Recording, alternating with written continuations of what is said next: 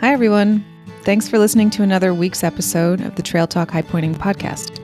So this week, I was honored to speak with the executive director of the Awe Summit Scholarship Foundation, Sunny Stroeer.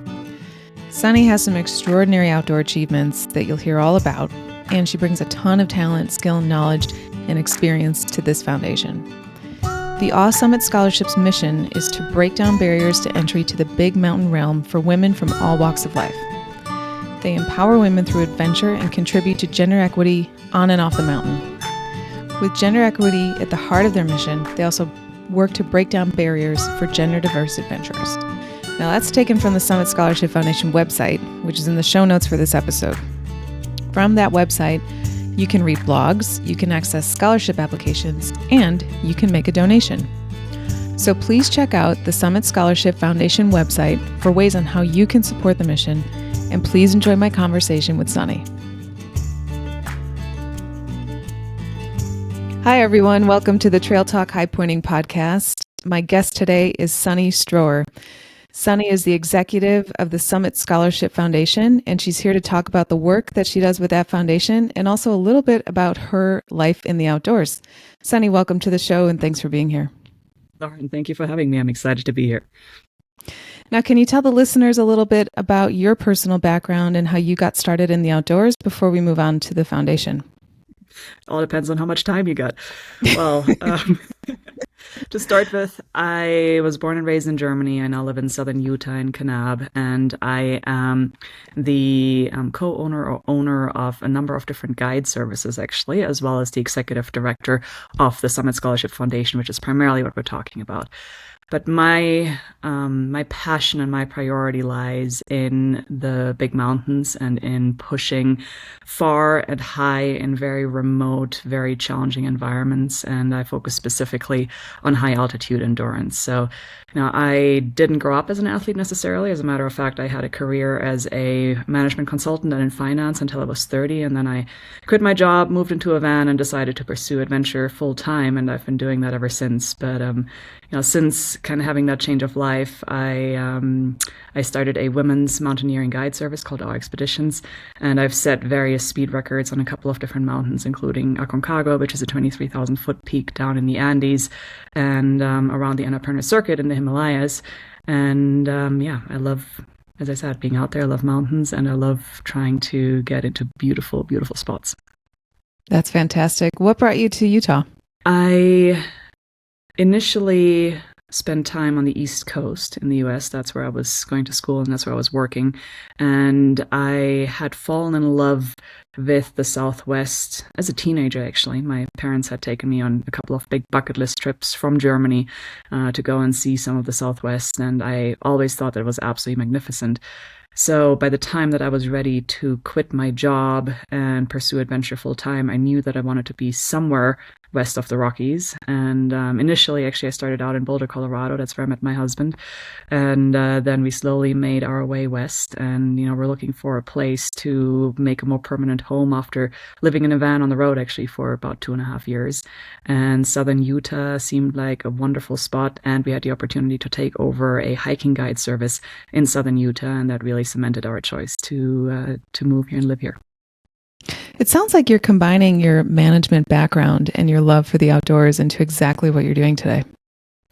I'm trying to, for sure. I mean, I have seen both sides of the pendulum. I've seen the corporate career and, having a kind of fast, hard-charging career trajectory. And then I've seen the absolute complete freedom and joy of being able to just pursue my passion for a little bit. And I've arrived at a point where I am combining both sides with the intent of creating a sustainable existence for myself. And I'm really grateful to be in that position. That's great. And you're providing wonderful opportunities for other people. And that's what I'd like to get into now. So can you tell us what the Summit Scholarship Foundation is and how did you find it? The Summit Scholarship Foundation is a 501c3 nonprofit that I launched actually a couple of years ago that is dedicated to making the outdoors and specifically the big mountain realm more accessible to women to girls and to gender diverse adventurers. And I started doing that because, as I had quit my job and I was in the mountains full time, I realized that as a woman, I was getting some, I'd say rather interesting reactions to me being out there on my own, which were surprising to me, to be honest, because I didn't see any reason for why it should be so much more unusual for a woman to be out in the mountains by herself versus a man, which is a commonplace occurrence and for the most part not the topic of much social commentary. And yet I was getting all this commentary and all this interesting feedback around, oh wow, you're a woman and you're out here by yourself. How is that possible? How are you daring to do that? And that just didn't sit right with me. So I decided that rather than just complain about it and feel off about all of that, I wanted to try and do something about it. Because I wanted to do something, I actually initially started Awe Expeditions, which is a for-profit commercial women's expedition and guiding company. But at the heart of that company was always the intent to try and make the outdoors more accessible to folks that usually may not have access under their own power. And that's where the Summit Scholarship idea was born. And very quickly, the Summit Scholarship became such a powerful and, self-sustaining program that I decided that it really had no space within a commercial company. It needed to be its own standalone nonprofit. And that's how it all started. Wow. Those two things are exactly what the outdoor industry needs. What would you say the age group is for the Summit Scholarship? For the Summit Scholarship, we have a wide range of ages as far as people go who apply to the program. And, we'll get into what exactly the program is and what we're offering in a little while, right? But the main kind of age groups that we see are, we have a lot of women that are applying who are in their late 20s to their late 40s, but we have scholarships available to girls as young as 14. And I think the oldest applicants to date have been, I want to say, in their low 70s. So there really is no age limit. It's very much meant to be a program that increases access and offers opportunities to any woman and any gender diverse adventurer who has an interest in pushing themselves in the outdoors and loves the idea of just being out there. I did a women's climb on Rainier 2 years ago, and it was awesome. I was coming from a very male-heavy environment. I was coming from the Army. I didn't know what to expect with an all-female team, but it was one of the most supportive teams I've ever been on in my life, because I'll say that out of everyone that climbed, not everyone summited. And those of us that did summit, when we came back down to Camp Muir to all, go back down to the parking lot together, there were high fives, there were handshakes, there were way to go, congratulations, from the people who didn't summit to the people who did. They were so genuinely happy. The support was just through the roof. And I would imagine it's the same sentiment on your expeditions. 100%. I mean, that is very much the thought and the idea behind the all-women expeditions that I personally lead and the company that I've built around it. Because being in the mountains and having transformative experiences out there, I think, goes so far beyond just figuring out how to pay for a trip or selecting which mountain you want to go on. The team that you're with and the company that you have really is the make or break. And I have seen many, many different environments. I've done a lot of things by myself. I've done a lot of things with a partner, typically a man. I've done a number of things in co-ed teams where I was one of the few women. And then I've done things in women's teams that either I led or was a part of.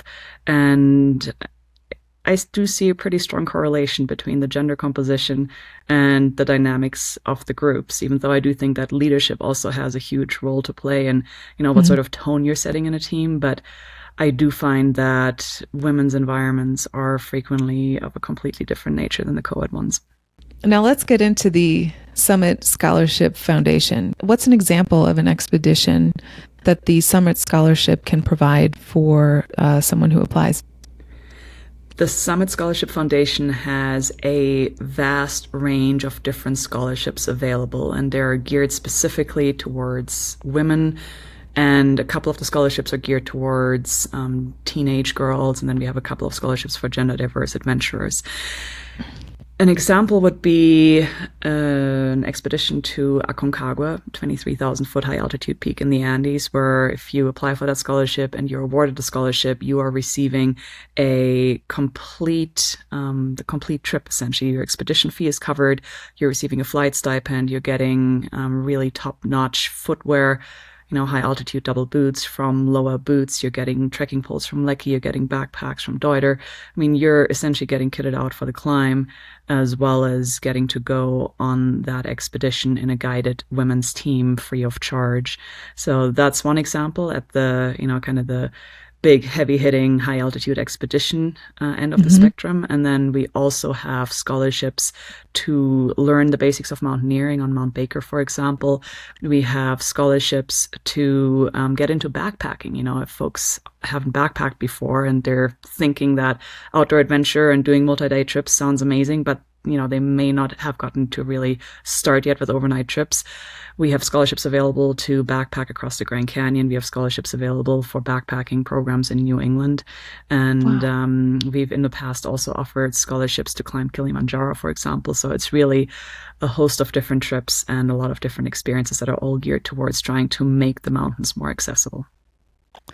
Can you talk about some of the differences that you see when you're guiding these expeditions from the start of the expedition to the end in the climbers?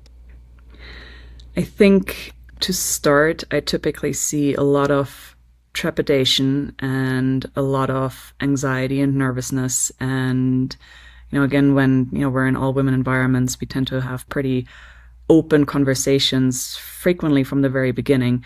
And, the word imposter syndrome comes up a lot during the initial team meals, for example. And, everybody has lots of questions and doubts of whether or not they belong in that particular spot, on that particular trip, on that particular mountain or trail. And by the time the expedition comes to a close, it's usually the exact opposite, where no matter if we summited or we didn't, or, how things went on the trail, I see confidence, I see connection, I see pride in what we've accomplished, and I see that sense of just ability and curiosity about what's next and, what else could be possible. Did they talk about the mountains that they want to climb after they've come down from a summit? 100%. I feel like, that's one of the beautiful things about high pointing, right? Because in high pointing, you have such a big list. It seems like, for a long period of time, there's always something else to do once you're done with a high point or with a couple of them. And, in just general mountaineering and backpacking, that list isn't quite, it's not as specific, not as definitive. So the path forward may not be as clear as it is in high pointing. But yeah, there's always a lot of talk about what the next adventure could be. That's so exciting, especially as a teenager, having that goal. First of all, the goal of whatever expedition that you're on. And then once you're done with that expedition, to have another goal and another one and another one. And I would imagine it encourages the applicants and the participants of the program to stay in shape, to be, mentally focused. And I am curious, do these participants keep in touch with each other after the expedition? Okay. Absolutely. Yeah. That's a frequent component of, what I see emerging amongst the teams. I mean, you're not just up there and learning a skill or climbing a mountain and then coming home and, thinking, okay, well, that was neat. Now what's next? Right. But you're building connections and friendships and relationships that go a lot deeper than just a quick shared adventure, that really, at times can transform into long lasting friendships and into very, very pivotal relationships. I had a guest on the podcast. He's come on the show twice, and he's a pastor and a mentor. And he takes young kids into the outdoors to build character. He takes them into the outdoors because he said it's a shared experience that you have with someone that you wouldn't have if you just met them walking down the street. You have been through something with this person that you haven't been through with any other person in your life, probably as a teenager at that point. And that bond is very special, and I think it's really important that those bonds are formed, I think, at an early age. I think it's so powerful to be able to have such shared experiences, because exactly as you're quoting from that guest, I mean, the depth of the relationships that you form around being in an extraordinary environment together, right? That's something that essentially condenses relationship building, into a fraction of the time from what it would typically take in day-to-day environments or just, casual encounters. So it makes a huge difference. And particularly, I think, if you are a teenager, and I mean, I feel like we're all constantly trying to figure out what we want out of life and who we are, right? But particularly as a teenager, I know that, you're doing a lot of that, or at least I was doing a lot of it when I was a teenager, to have that sort of opportunity and to have that window of saying, okay, this is your time to try something completely new that's probably going to be right at the edge of your comfort zone or maybe a little bit beyond, and to do it with people that you otherwise wouldn't meet. Yeah. That I think, is hugely powerful. And that's one of the reasons that I'm so excited that we have youth scholarships as well as scholarships for adult women and gender diverse adventurers. And let's be honest, they're not in front of a screen when they're on an expedition with you, right? Yes. Can you talk about that change that you might see in some participants just being disconnected?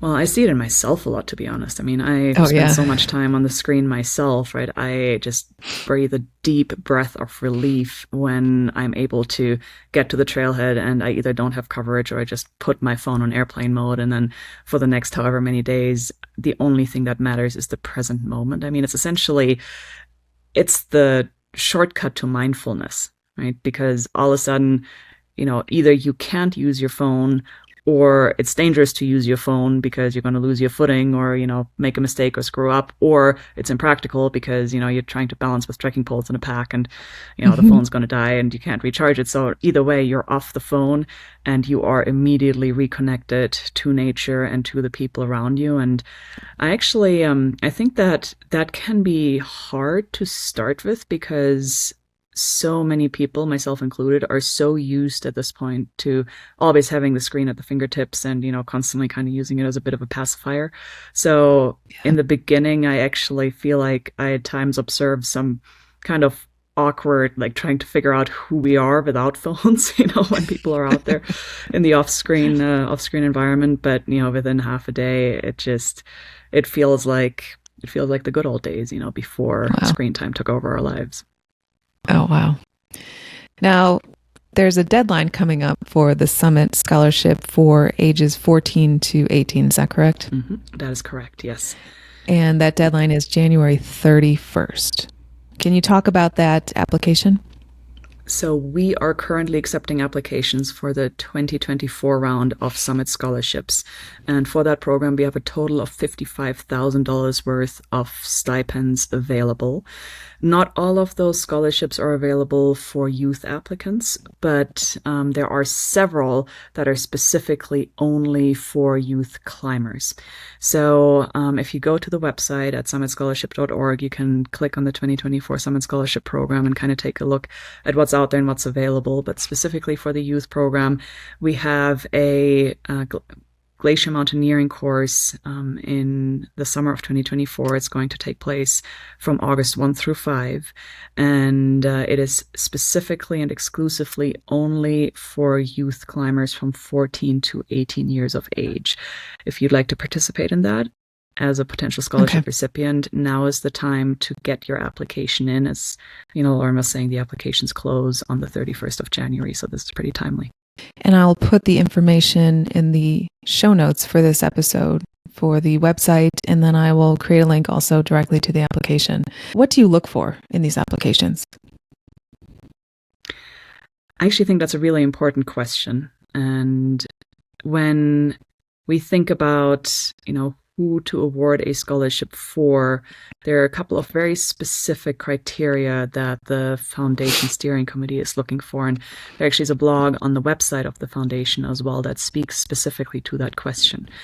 So when you're asking, who do we look for, what are the criteria for receiving a scholarship, essentially, there's three things. One of them is that we want to know that you're applying because you feel in alignment with the mission of the Summit Scholarship Foundation, which is to increase gender equity in the mountains. And that you're not just applying because, oh, cool, it's a free trip. Who doesn't want a free trip, right? So we really want to know that you familiarize yourself with the work of the foundation and that has meaning to you in one form or another. The second thing that we are looking for is some indication of a plausible reason for why you wouldn't just be able to pay for an experience like this out of pocket, because all of these trips that the scholarship recipients go on, they are commercial trips. So if you have the money, you could literally just go and sign up for one of the trips without receiving a scholarship and potentially taking that opportunity away from somebody else who doesn't have the money to afford something like this. So we're not asking for bank statements or anything like that, but if you're a youth applicant and you're in high school, that's a relatively easy answer to that question, right? That's a compelling reason for why you probably won't be able to go and spend $3,000 or $4,000 on a mountaineering course. But if you are an adult applicant, we would like to know, is there something in your personal story that makes it hard for you to go and pay for that out of pocket? And then the third thing that we're looking for is what we very loosely call the transformative potential. So, when we read applications, we try to think about how much of a difference the scholarship could make in the life of the applicant, which means that, if you've already, if you've completed all the high points and, you've gone and climbed the Denali and you've gone to Everest Base Camp and you've climbed Kilimanjaro and whatnot, and now you're signing up for this, 3-day scholarship to learn mountaineering on Mount Baker, we probably won't award it to you, right? Because you've demonstrated that you've already done a lot of really cool stuff in your life and you can probably pay for it. So yeah, transformative potential is the third dimension that we're looking out for. What does the typical recipient look like? It's really hard to say what the typical recipient looks like, because at this point we have had, let me think about this, I believe we've awarded 23 different scholarships over the last 5 years, to the tune of about $80,000. And we've had all sorts of different types of recipients. Up until this year, all of our recipients have been women. Just this year, we've broadened the program a little bit to invite in genderqueer individuals as well. But all of them have been women. And the youngest was 14 on our inaugural youth scholarship last year, Ava Keniston. We actually have a great blog post of hers on the foundation website as well. And a homeschooled student from the East Coast who's super excited about hiking and backpacking and was mountaineering for the first time. And, we've had recipients from all over the world, actually. We've had recipients from Africa. We have a specific scholarship that's exclusively for African women, which, I realize is not the audience of this podcast, but, just to show kind of the type of diversity that we're inviting. And we've had a lot of different recipients, who I'd say on average have been between their mid-20s to late 40s, but all sorts of different backgrounds, all sorts of different prior experiences, all sorts of different, life circumstances. It's really, really hard to pinpoint. However, we do have quite an extensive library on the foundation blog, and there's some of the recipient profiles over there as well. Perfect.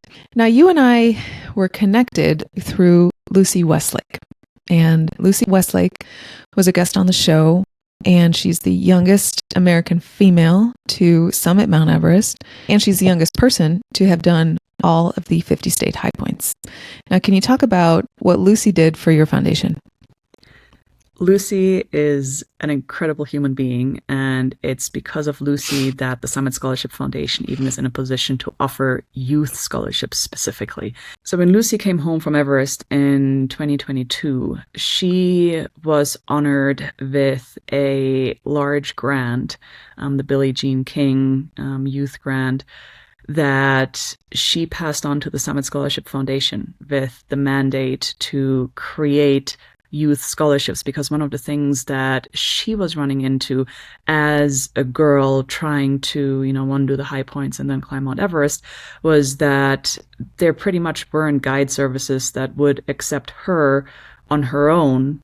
That's without right. Parental supervision. And at the same time, her family wasn't in a financial position to go and, send 2 of them to try and climb Everest, for example. It was hard enough for them to raise the funds to just get her to be able to attempt that climb.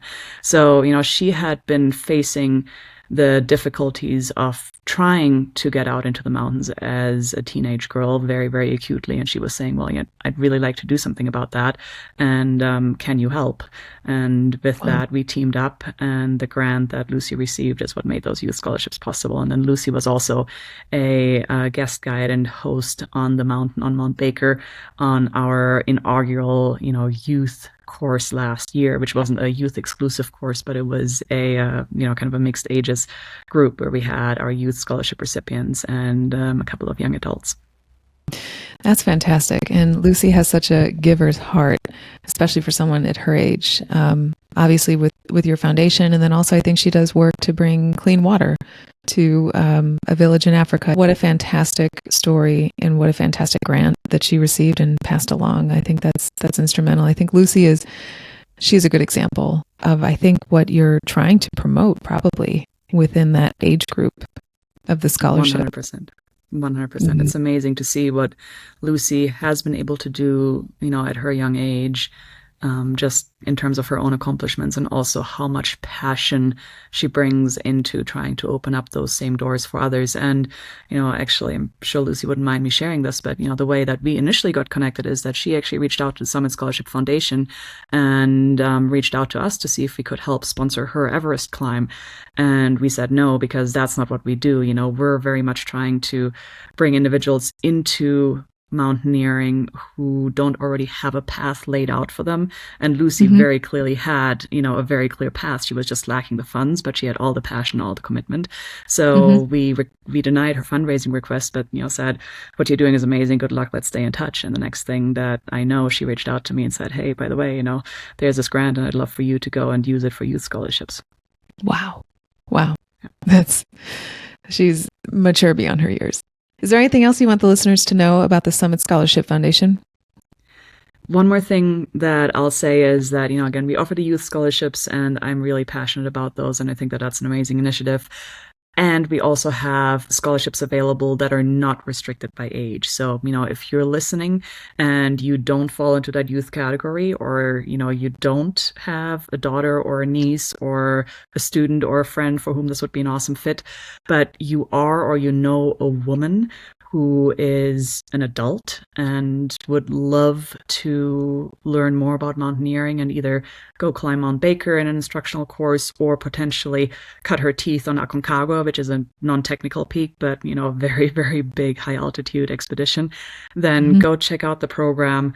And we'd love to see your application. This is very much meant for folks that, have a passion for the outdoors, but that may not have prior mountaineering experience.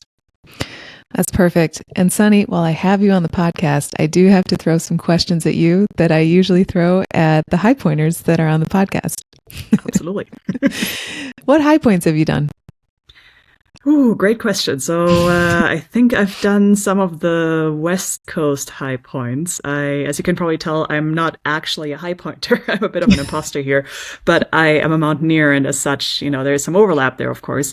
So I've done Mount Hood, I've done Mount Whitney, I've done Mount Rainier, and I think, Mount Washington in New Hampshire. That's actually where I learned to mountaineer.